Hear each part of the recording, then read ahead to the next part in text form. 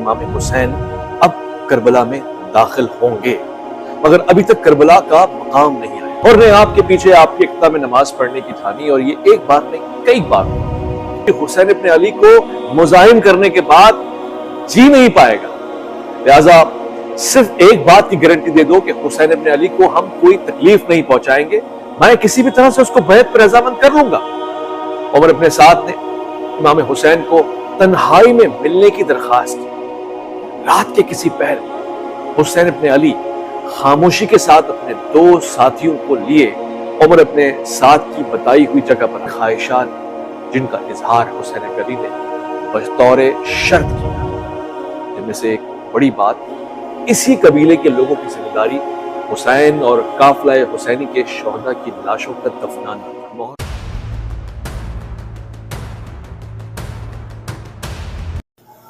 سلامتی ہے، آپ کربلا سیریز دیکھ رہے ہیں اور میں محمد اویس ربانی خود کربلا میں موجود ہوں۔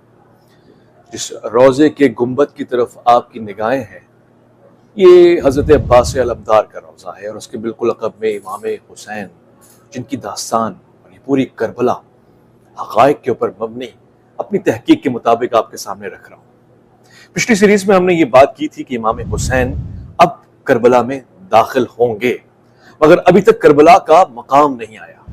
ابھی ملاقات حر سے ہوئی ہے، اور یہ حر یزیدی فوج کا ایک سپاہی ہے کہ جس کے پاس 1000 افراد ہیں حضرت سیدنا امام حسین کو گرفتار کرنے کے لیے۔ یہ آیا تو گرفتار کرنے کے لیے تھا، مگر حقیقت میں یہ حسین بن علی کے اخلاق، نسب اور بہادری اور کردار سے متاثر ہو گیا۔ ملاقاتوں میں ایک وقت ایسا بھی آیا کہ حسین ابن علی نے اذان دینے کو کہا، اور اس کے بعد حر کو یہ آفر کی کہ تم ہمارے ساتھ پیچھے نماز پڑھو یا پھر جاؤ اپنی نماز الگ پڑھو، ہم بہرحال ایک ہی ہیں۔ اور نے آپ کے پیچھے آپ کی اقتدا میں نماز پڑھنے کی ٹھانی، اور یہ ایک بار نہیں کئی بار ہوا۔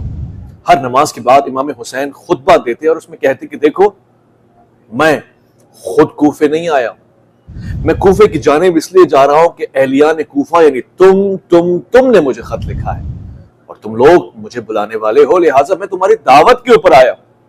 تم ہی لوگوں نے لکھا ہے کہ میرے درمیان کوئی امام نہیں ہے، میں بطور امام تمہارے درمیان چلا آیا ہوں۔ اور اب سے کئی مرتبہ ان خطبات کو سن چکا تھا، لہٰذا اس نے بے ساختہ کہا کہ امام، نہ میں نے خط لکھا ہے اور نہ ہی میں آپ کی رضا کے مطابق چلنے کا پابند ہوں۔ بات یہ ہے کہ مجھے آپ کو گرفتار کرنے کا کہا گیا، لہٰذا کم سے کم یہ ہے کہ میں آپ کے ساتھ ساتھ جاؤں گا۔ پچھلی سیریز میں آپ دیکھ چکے ہیں کہ سیدنا امام علی مقام نے اس سے کس طرح کا برتاؤ رکھا، پانی پلانے سے لے کر خوش اخلاقی تک ہر چیز پیش نظر رہی، مگر اب معاملہ سنگین ہے۔ اب حر ہی کے پیچھے ایک جاسوس لگا ہوا ہے جو ابن زیاد کو یہ بتا چکا ہے کہ حر بہت رعایت کر رہا ہے سیدنا حسین ابن علی کے ساتھ، لہٰذا حر کو تبدیل کرو یا پھر اس کو سختی سے پیش آنے کا خط لکھو۔ اور یہی ہوا۔ کچھ ہی دنوں میں ایک خط حر کے پاس آیا جس میں لکھا تھا کہ تمہارے پیچھے میرے جاسوس ہیں، اور تم جس بھی انداز سے حسین ابن علی کے ساتھ پیش آؤ گے مجھے مکمل معلومات حاصل ہوتی جائے گی۔ اور اب حر کو یقیناً اپنا انداز، اپنا لب و لہجہ بدلنا تھا۔ یہ مقام قطقطانیہ ہے کہ جہاں پہنچ کر حضرت امام حسین ابن علی نے ایک عجیب اعلان فرمایا۔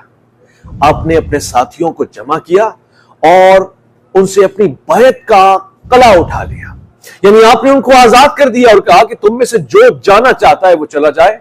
مسلم بن عقیل کوفے میں شہید ہو چکے ہیں، اور اب جو بھی یہاں رہے گا وہ مارا جائے گا، لہٰذا میں تمہیں آزاد سمجھتا ہوں۔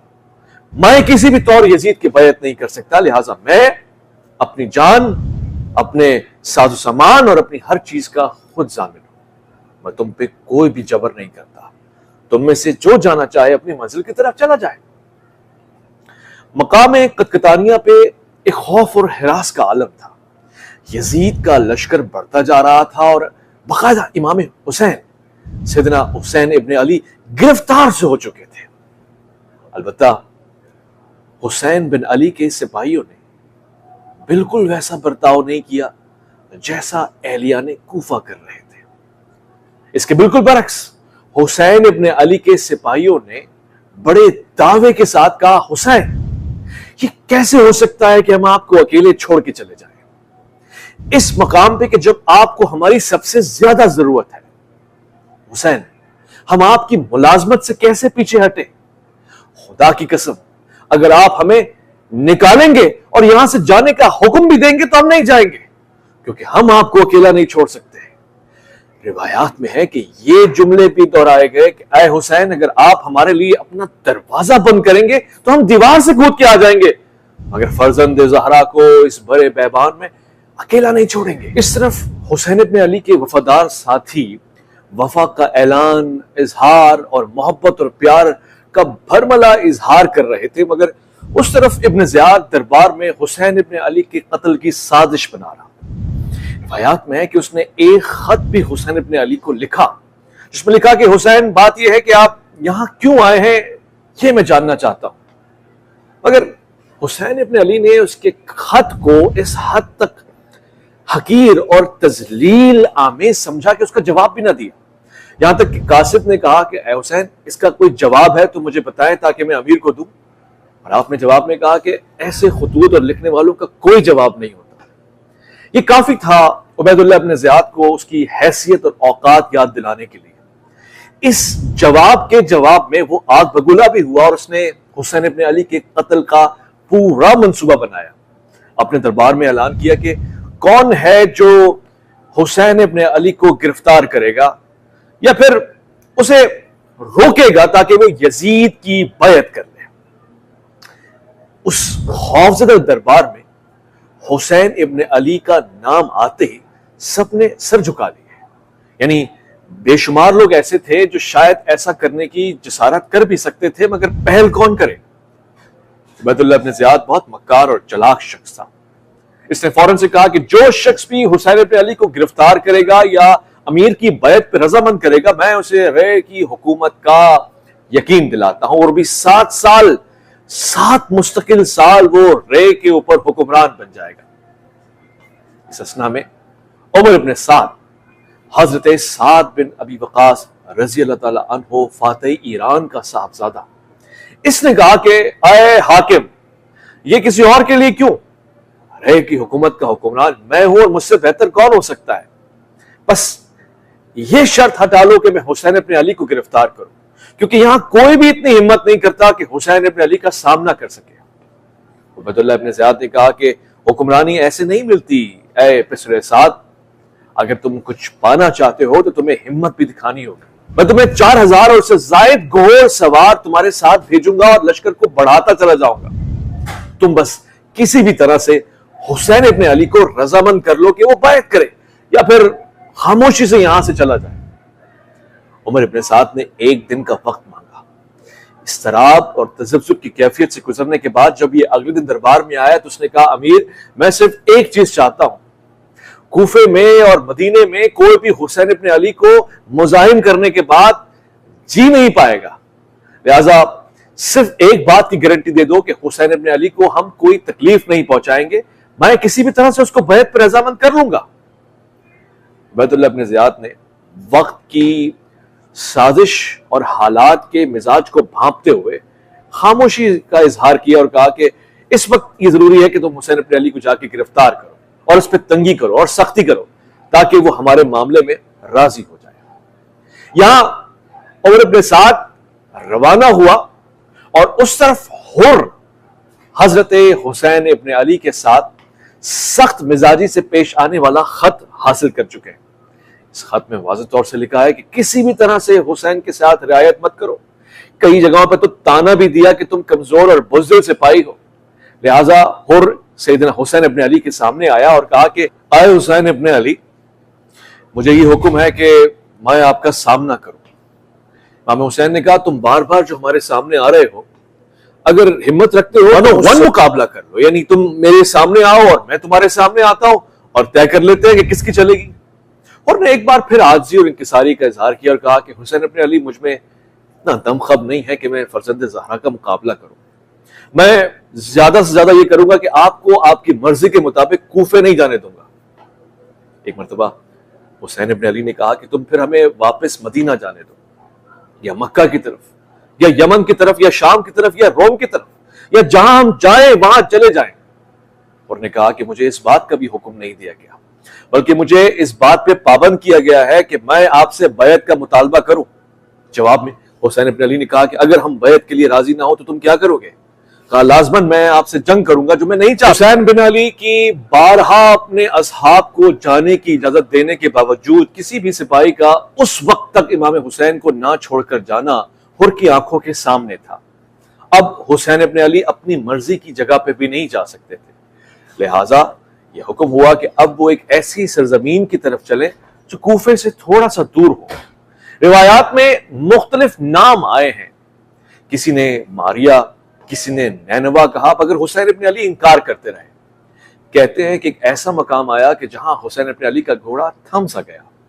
انہوں نے بارہا اس زمین کا نام پوچھنا چاہا، مگر شاید حسین ابن علی کے کان اپنی مرضی کا نام نہیں سن رہے تھے۔ کسی جانب سے آواز آئی کہ اس سرزمین کا نام کربلا بھی ہے، تو حسین ان اللہ و ان الیہ راجعون کہہ کے گھوڑے سے زمین۔ حسین نے اپنے سپاہیوں کو اسی جگہ خیمہ لگانے کے لیے کہا، اور یہ واقعہ بھی یاد دلایا کہ ایک مرتبہ جنگ صفین سے واپسی پر حضرت علی ابن ابی طالب امیر المومنین کے ساتھ اور اپنے بھائی امام حسن کے ساتھ وہ اسی جگہ سے گزرے تھے۔ حضرت امام حسن کی آغوش میں علی ابن ابی طالب آرام فرما رہے تھے کہ اچانک انہیں کچھ یاد آیا اور وہ رونے لگے۔ یہ رونا اس حد تک بڑھ گیا تھا کہ آنسو سینے سے اور سینہ آنسو سے چمکنے لگا۔ حسن ابن علی نے پوچھا بابا جان آپ کیوں اتنا گریہ فرما رہے ہیں؟ آخر اس سرزمین سے آپ کا کیا رشتہ ہے؟ تو علی ابن ابی طالب نے کہا کہ یہ میرا حسین اس سرزمین پہ خون کے غوطے کھائے گا، اور گویا میں ان تمام مناظر کو اپنی آنکھوں سے دیکھ رہا ہوں۔ انہی مناظر کو حسین ابن علی کی آنکھ بھی دیکھ سکتی تھی، کیونکہ اب یار و مددگار کوئی نہیں رہا تھا۔ حسین اپنے سپاہیوں پہ، اپنے وفاداروں پہ مکمل انحصار کرتے تھے، مگر اس کے باوجود حسین کا ان سپاہیوں کو جانے کے لیے کہنا خود ایک سوالیہ نشان ہے۔ اسی سرزمین پہ کہ جس کو آپ میرے عقب میں دیکھ سکتے ہیں، حسین ابن علی نے 2 محرم کو اپنے خیمے لگا دیے۔ خیموں کا مزاج بھی اس پروٹوکول کے ساتھ تھا کہ عباس علمدار کا خیمہ سب سے آگے تھا، اور پھر اس کے بعد حضرت سیدنا امام حسین کے لشکر کے وہ رہوار، گھوڑے، وہ اونٹ، ان کا خیمہ لگا تھا۔ بعد اس کے اصحاب امام حسین کا خیمہ تھا، اور پھر کہیں پیچھے جا کر سیدنا امام حسین اور جناب زینب عالیہ کا خیمہ تھا۔ سب سے آخر میں امام زین العابدین یعنی علی ابن الحسین کا خیمہ تھا۔ شاید کربلا کو اسی مزاج سے تیار کیا گیا تھا کہ آنے والے علی ابن الحسین کی حفاظت بھی کرنی ہے اور حرم کا پردہ عباس بن علی کے ہاتھوں میں محفوظ بھی رکھنا ہے۔ 3 محرم کو عمر بن سعد کا لشکر بھی اسی سرزمین پر آن پہنچا تھا۔ پہلے 4000 کا لشکر، اس سے قبل ہور کی سربراہی میں 1000 کا لشکر، پھر سنان کی سربراہی میں 8000 کا لشکر، پھر شمر کا 8000 کا لشکر، اور اس طرح بڑھتے چلا گیا 55,000 تک کا لشکر، یعنی اس کی کل تعداد کم و بیش 55,000 کے قریب ہو گئی۔ اب 4 محرم ہونے والی تھی۔ عمر ابن سعد نے امام حسین کو تنہائی میں ملنے کی درخواست کی۔ رات کے کسی پہر میں حسین ابن علی خاموشی کے ساتھ اپنے 2 ساتھیوں کو لیے عمر ابن سعد کی بتائی ہوئی جگہ پر آ گئے۔ عمر ابن سعد نے دیکھتے ہی قدموں کا بوسہ دیا، سینے کو چوما، اور پھر 10 بوسی کرنے کے بعد کہنے لگا کتنی پیاری خوشبو ہے، اور کیا عالی مقام اور مرتبہ اور نسب ہے آپ کا، یہ آپ کے شایان شان ہے کہ آپ کی تعظیم کی جائے۔ جواب میں حسین ابن علی نے بس اتنا کہا خدا تمہیں توفیق دے۔ اب عمر سعد نے اپنی اس تشنگی کا اظہار کیا کہ عراق کی سرزمین میں کیوں آئے ہیں۔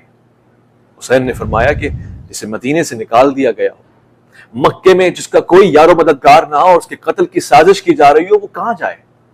مجھے اہلیان کوفہ نے کہا کہ تم ہمارے پاس چلے آؤ، ہمارا کوئی امام نہیں ہے، لہٰذا میں کوفے کی جانب آ رہا تھا کہ مجھے یہاں روک دیا گیا ہے، میں یہاں اپنی مرضی سے نہیں آیا ہوں، اگر تم کہو گے اور مجھے راستہ دو گے تو میں کسی اور طرف بھی جا سکتا ہوں، یا پھر کسی جنگل و بیابان میں بھی رہ سکتا ہوں۔ عمر ابن سعد اپنی مرضی کی بات سن رہا تھا، یا پھر تاریخ انسانیت کو حسین یہ بتانا چاہ رہے تھے کہ میں جنگ کرنے پہ مسلط نہیں ہوں، یا میں کسی بھی طرح سے جنگ تھوپ نہیں رہا، مگر یہ کہ میرے قاتل اور میرے ظالم جابر اتنے شقی القلب ہیں کہ مجھے جانے کا بھی راستہ نہیں دینا چاہتے، یہ مجھ پہ جنگ مسلط کرنا چاہتے ہیں۔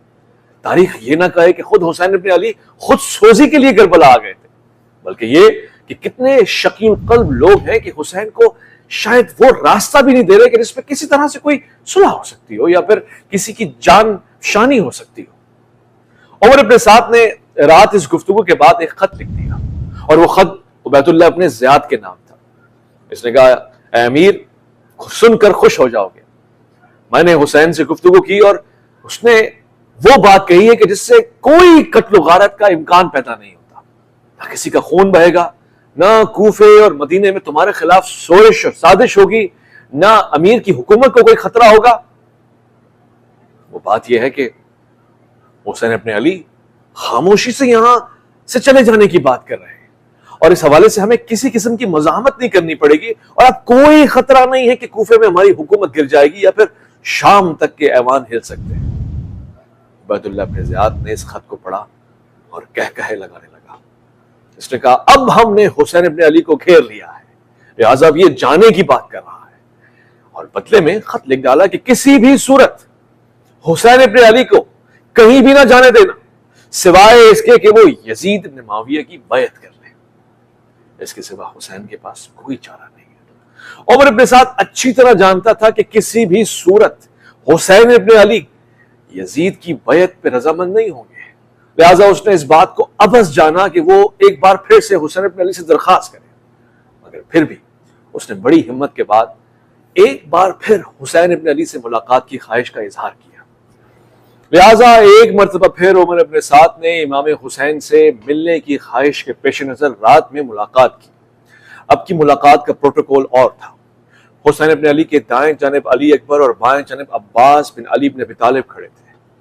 عمر ابن سعد اپنے محافظوں کے ساتھ آیا اور اس نے کہا کہ حسین، بات کچھ یوں ہے کہ اب میں وہ نہیں کر سکتا جو تم چاہتے ہو، بلکہ مجھے خط آیا ہے اور مجھے یہ بتایا گیا ہے کہ میری اس گفتگو کو بھی جاسوس سن رہے ہیں۔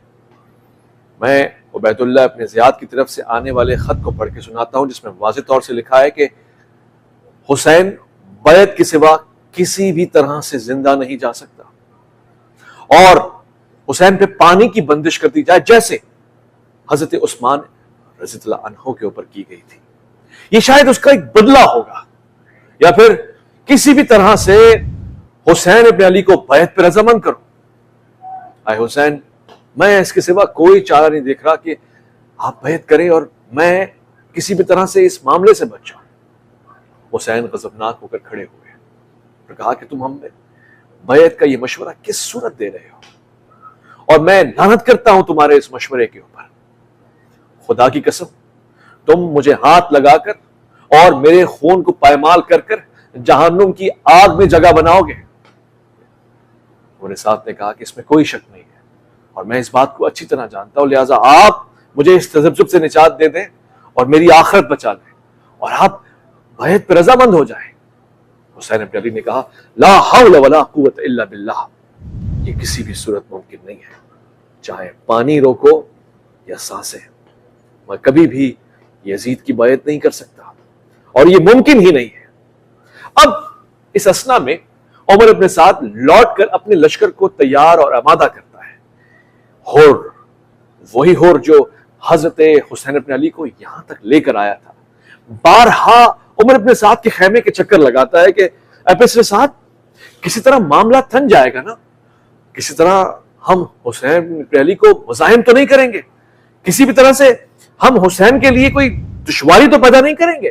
عمر ابن سعد نے کہا کہ ایسا نظر تو نہیں آ رہا، مگر شاید عبید اللہ ابن زیاد کے کہنے پہ کچھ معاملات سنگین ہو جائیں، کیونکہ مجھ پر بھی کچھ جاسوس نافذ ہیں۔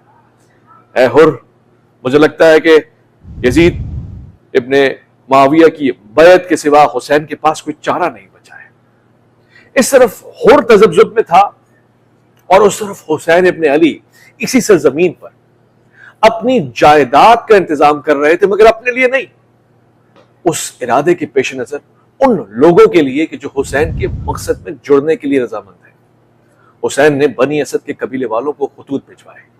حبیب ابن مظاہر اسدی جو کہ اسی قبیلے سے تھے، کئی مرتبہ ان قبیلوں کے دیگر اور اطراف کے علاقوں میں گئے تاکہ وہاں کے لوگوں کو جمع کیا جا سکے اور ان کو حسین ابن علی کی بیعت پر رضامند کیا جا سکے۔ کہتے ہیں کہ ان میں سے 90 افراد ایسے بھی تھے جو بیعت پہ راضی ہو گئے اور حسین ابن علی کی مدد کے لیے اپنی سرزمین سے کربلا کی طرف آنے لگے، مگر راستے میں اس محاصرے کو دیکھ کر اور اس تلوار زنی کا مقابلہ کرنے کا جگر نہ رکھتے ہوئے واپس پلٹ گئے۔ ایک پل ایسا بھی آیا کہ حضرت حسین ابن علی نے ایک خاص حکم نامہ جاری کیا، اور وہ یہ تھا کہ اس کربلا یعنی اس 6 سے 6.5 کلومیٹر کی سرزمین کی قیمت لگائی جائے۔ بنی اسد کے قبیلے والوں نے اس کی قیمت جو بھی طے کی، حضرت حسین ابن علی نے اس کے بدلے میں 70,000 درہم اور دینار دینے کا فیصلہ کیا، اور پھر یہ زمین انہی کے نام کر دی۔ بدلے میں 3 خواہشات جن کا اظہار حسین ابن علی نے بطور شرط کیا، جن میں سے ایک بڑی بات اسی قبیلے کے لوگوں کی ذمہ داری حسین اور قافلہ حسینی کے شہداء کی لاشوں کا دفنانا تھا۔ محرم الحرام کے دن گزرتے گزرتے 7 محرم بھی آ چکی تھی۔ عمر ابن سعد کے حکم نامے کے اوپر اسی لشکر کے نوجوان اور فرزند رسول کے قافلے والوں کے اوپر علقمہ کا پانی بند کر دیا گیا، یعنی وہ نہر کہ جہاں سے سب کے لیے استفادہ تھا۔ حسین ابن علی اور اس کے گھر والوں کے لیے پانی کی بندش تھی۔ ایک پانی کی بندش کا ہونا، دوسرا صحرا کی تپتی ہوئی ریت، اور پھر ساتھ میں بہنوں اور بیٹیوں اور بچوں کا ہونا کسی آزمائش سے کم نہ تھا۔ اس کے باوجود سامنے سے آنے والے لشکروں کی عجیب حرکات کا سامنا حسین ابن علی کے لیے انتہائی مزاحمت کا باعث بنا۔ کہتے ہیں کہ حسین ازدی نامی ایک شخص نے پانی کی بندش کے 1 پہر بعد حسین ابن علی کے سامنے مشکیزہ بھر کے پیا، اور بچوں کو بھی دکھایا اور کہا کہ ہاں، اس نہر سے، علقمہ سے ہر کسی کو پانی پینے کی اجازت ہے مگر سوائے علی کے بیٹے کے، اس لیے کہ تم امیر کی بیعت نہیں کر رہے، اور دیکھنا کہ تم ایسے ہی پیاسے مارے جاؤ گے، معاذ اللہ۔ کہتے ہیں کہ 8 محرم الحرام کو ایک ایسا واقعہ بھی پیش آیا کہ جس کو بہت کم بیان کیا جاتا ہے، مگر چونکہ تاریخ کی کسی کتاب کی کسی کونے میں لکھا ہے، لہٰذا میں آپ کے سامنے ضرور رکھوں گا۔ یہ شخصیت یعنی حضرت عباس علمدار، شجاع، بہادر، دلیر اور انتہائی قد و قامت والی شخصیت تھی۔ حضرت امام حسین کے رات کے 1 پہر میں حکم نامہ جاری ہونے کے بعد آپ نے پانی کا بھی بندوبست کیا، یعنی ایک طرف نافع اور ایک طرف حضرت عباس بن علی بن ابی طالب 20 افراد کے ساتھ 4000 کے پہرے کو توڑتے ہوئے علقمہ کے پاس بھی آئے۔ آپ نے مشکیزہ کو بھی بھرا اور ایک بھی آدمی اپنی رکاب میں سے شہید نہ ہونے دیا۔ بدلے میں کوئی 70 کے قریب افراد سامنے والی فوج سے مارے بھی گئے۔